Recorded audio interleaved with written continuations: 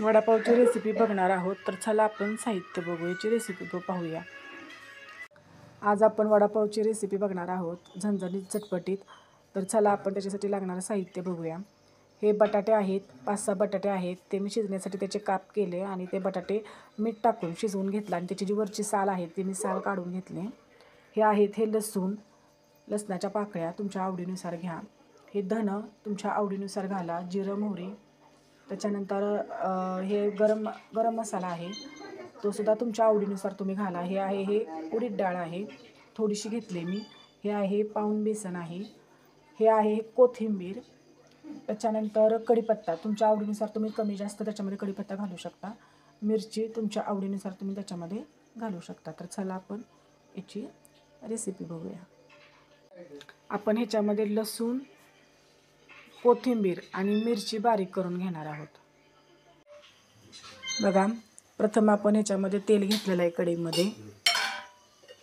मी तेलासाठी हा चमचा वापरलेला आहे, हे 3 चमचे तेल ह्याच्यामध्ये घेतलेलं आहे। त्याच्यानंतर आता आपण ह्याच्यामध्ये आधी उडीद डाळ घालणार आहे, कारण आपली उडीद डाळ आहे ती छानशी भाजायला लागते, त्याच्यामुळं आपण आधी उडीद डाळ घालणार आहे। त्याच्यानंतर आपण जिरं मोहरी घालणार आहे त्याच्यामध्ये। बघा, आणि ते पूर्ण हलवून घ्यायचं। कढीपत्ता, त्याच्यानंतर जे आपण मिरची आणि लसूण होता त्याची पेस्ट करून घेतलेली ते टाकली आणि त्याच्यामध्ये कढीपत्ता घातला। आता हे सगळं भाजून घ्यायचं।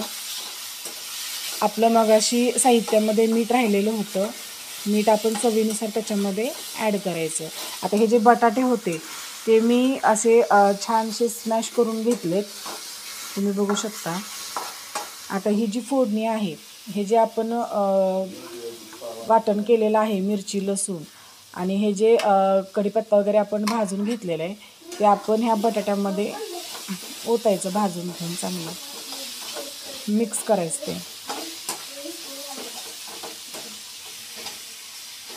हे बघा, छानसं भाजतंय ते, छान वास सुटला।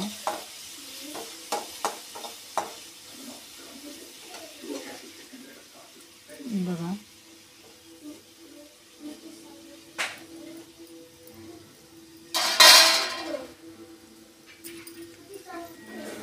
आता हे जे मिश्रण आहे आपलं भाजलेलं ते आपण त्या बटाट्यामध्ये मिक्स करणार आहे।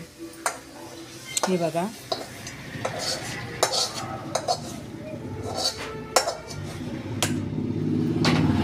बटाटा जो आपण स्मॅश केलेला त्याच्यामध्ये ते मिश्रण आपण ॲड करतोय।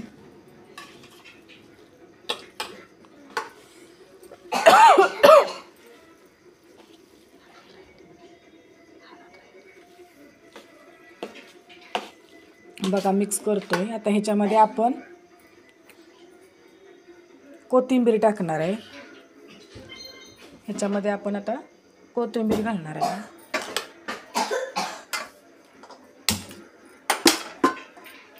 बघा, थोडीशी आपण ह्याच्यावरती कोथिंबीर घालणार आहे आणि ह्याचे आपण छोटे छोटे गोळे करून घ्यायचे। बघा, ह्याच्यात थोडीशी हळद घातली आपण आणि चवीनुसार आता त्याच्यामध्ये मीठ ॲड करायचं आणि आता ह्याचे छानसे गोळे करून घ्यायचे। आता आपल्याला वड्यासाठी कोटिंग तयार करायचं आहे, तर त्याच्यामध्ये बेसन घेतलं आहे आपण पाऊण, त्याच्यानंतर मीठ चवीनुसार टाकलं आहे आणि आता त्याच्यामध्ये सोडा टाकायचा, आपण खायचा सोडा वापरायचा इन्स्टंट, थोडासा 1-2 चिमूटभर टाकायचे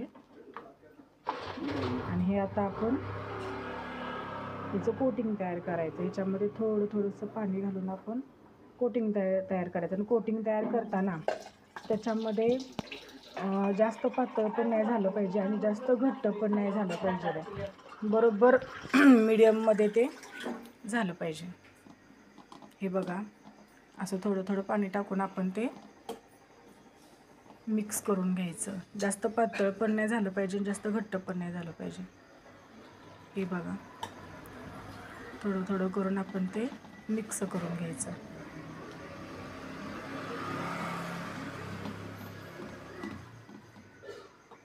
अशा पद्धतीने आपण थोडं थोडं पाणी घालून हे पीठ लावून घ्यायचं. हे बघा, आपण जे मिश्रण केलेलं होतं त्याचं ह्या पद्धतीनं आपण छोटे छोटे गोळे करून ते जरा चपटे करायचे आणि अशा पद्धतीनं आपण याचे सगळे गोळे करून घ्यायचे. मग हे पीठ बघा अशा पद्धतीनं लागलेलं आहे. याची तार सुटते वर घेतल्यानंतर, गोल बी करता येते, याची वेगळा अशी तार सुटते. अशा पद्धतीने आपण पीठ लावून घेतले आणि हे जे मी चपटे केलेत हे तुम्ही गोलसुद्धा बॉलसारखे करू शकता. आपलं पीठ आपण अशा पद्धतीने लावलेलं होतं आणि त्याच्यामध्ये हे जे वडे आहेत हे असे मिक्स करायचे आणि असं हातामध्ये घ्यायचं आणि हे असे सोडायचे तेलामध्ये. हे तेल गरम करताना मी फुल गॅस केलेला आणि फुल गॅसवर आपण तेल गरम करून घेतले आणि मग त्याच्यामध्ये वडे सोडलेत. तर ज्या वेळेला आपण कमी गॅस करतो त्यावेळेस आपले जे वडे आहेत ते खाली कढईला चिकटतात, म्हणून शक्यतो करून गॅस फुल करायचा आणि त्याच्यामध्ये मग वडे सोडायचे, म्हणजे आपले वडे चिटकत नाहीत. आणि शक्यतो करून त्याच्यामध्ये तुम्ही थोडंसं तेलसुद्धा घालू शकता. जर तुम्हाला ह्या पिठामध्ये जर कुरकुरीत होण्यासाठी तुम्ही ह्याच्यामध्ये थोडंसं तेल टाकलं तरी चालतं ह्या पिठामध्ये. आणि असे छानसे आपण वडे सोडलेले आहेत. गॅस फुलच आहे बघा माझा. आपण ही पलटी केल्यानंतर जरा थोडासा कमी करायचा. ते हाय फ्लोअरवर तळून घ्यायचे.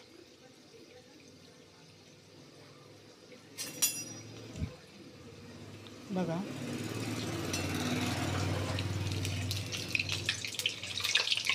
बघा हे अजिबात चिकटलेले नाही आहेत, छानसे सुटते. आता मी ज्या वेळेला लसूण मिरची बारीक केली, आपण मिक्सरमधून काढून घेतली वाटून, त्यावेळेस आमच्या घरामध्ये सगळ्यांना तिखट आवडतं म्हणून मी जास्त मिरच्या घेतलेल्या.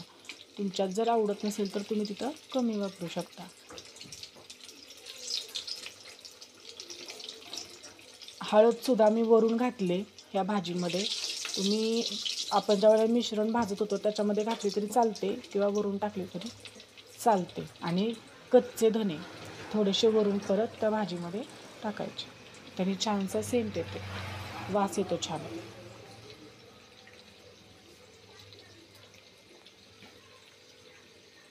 हे बघा, फुल गॅसवर मी तळते, आपलं भाजते ते छानसं, त्याला बबल्स येतात. बघा, ह्याच्यामध्ये जास्त जर सोडा वापरला तर ते जो आपला वडा आहे तो जास्त तेल शोषून घेतो. त्याच्यामुळं थोडासा नॉर्मली यूज करायचा, म्हणजे आपला वडा जो आहे तो जास्त तेल पित नाही. बघा, छानसे वडे तळतेत, कुरकुरीत मस्त.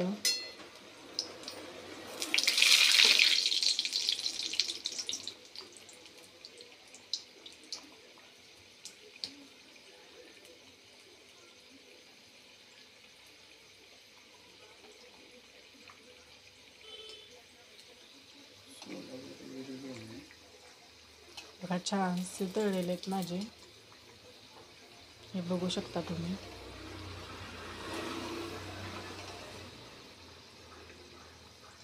हे बघा, छानसे वडे तळलेले आहेत. हे बघा, असे छानसे आपले वडे तळलेले आहेत. असे खरपूस आपण वडे हे बाकीचे जे आहेत ते आपण अशाच पद्धतीनं तळून घेऊया.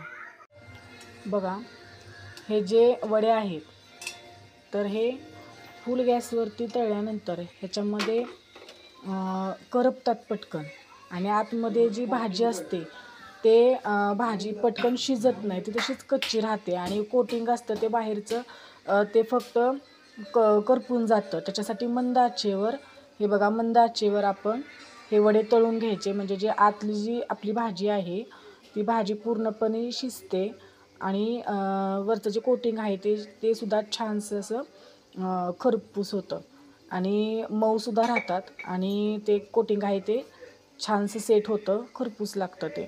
आणि ह्या उरलेल्या तेलाचं काय करायचं तर बघा, हे जे उरलेलं तेल असतं ते आपण आपले जे भाज्या असतात, आपली आमटी असते किंवा आपली सुकी भाजी असते तर त्याच्यासाठी तुम्ही हे तेल वापरू शकता. हे गाळून घ्यायचं आणि ह्याचा वापर करायचा. हे तेलसुद्धा ह्याचं आपलं खराब होत नाही. आणि तुम्ही चपातीला जर लावलं तर चपातीला फक्त लावायचं नाही, कारण चपातीला जर लावलं तर चपाती ह्याच्यामध्ये आपण वडे तळलेले असतात, हळद वगैरे असते, त्याच्यामुळं पिवळी पडते. त्याच्यामुळं चपातीला फक्त हे तेल लावायचं नाही. आपण भाज्यांना, आमटीला हे तेल वापरू शकतो. हे बघा, आपल्या अशा पद्धतीने आपण सगळे वडे तळून घेतलेत. हे बघा, खरपूस छानसे वडे तयार झालेले आहेत आपले. तुम्ही याचं कोटिंग बघू शकता. हे बघा, मऊ पण आहेत आणि हे आतून शिजलेले पण आहेत. आतून जी भाजी आहे ती पूर्ण हे बघा शिजलेली आहे. हे बघा, तुम्ही बघू शकता. आता ही डिश आपण सर्व करूया. तर बघा, ही डिश आपण ह्याच्यामध्ये पावाचे 2 भाग करून ह्याच्यामध्ये वडा घातलेला आहे आणि हे ज्या मिरच्या आहेत ह्या देठासकट ह्याच्या फक्त मधून मी ह्याला जे काप केलेत ह्या मिरच्यांचे असे लांबडे आणि ह्या तळून घेतलेत आणि ह्याच्यावरती थोडंसं चवीनुसार मीठ घातलं. तर बघा, ह्या वडापावमध्ये ह्याच्या आतमध्ये इथं जी तांबडी तिखट असते किंवा पुदिन्याची चटणी असते ती लावली जाते, पण आमच्यात कोणाला आवडत नाही आमच्या घरामध्ये. आणि ऑलरेडी माझी भाजी आहे ती खूप तिखट असते, त्याच्यामुळं आम्ही पुदिन्याची चटणी किंवा लाल तिखट वगैरे आम्ही असं पावाला काही लावत नाही आहे. तर आम्ही असंच छान सोप्या पद्धतीनं ह्याच्यामध्ये वडा घालून खातो. तर चला, मी याची टेस्ट बघणार आहे. हे बघा, अशा 2 मिरच्या. तर तुम्ही सुद्धा ह्याची टेस्ट बघू शकता. हे बघा, मी त्याची टेस्ट बघणार आहे.